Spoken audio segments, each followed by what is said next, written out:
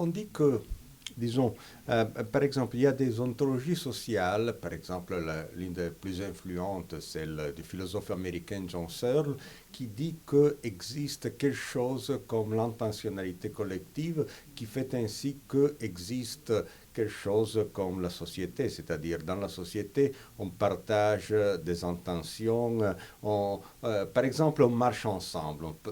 Lorsqu'on marche ensemble, on ne dit pas moi je marche, toi tu marches. On est en train de marcher ensemble.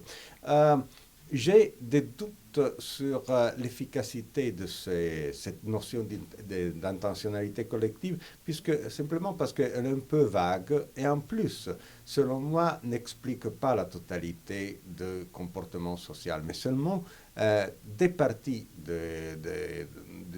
du comportement social. À mon sens, il y a quelque chose de plus fondamental qu'est l'intentionnalité collective, et c'est la documentalité. C'est-à-dire, on se demande, c'est où l'intentionnalité individuelle? Dans la tête.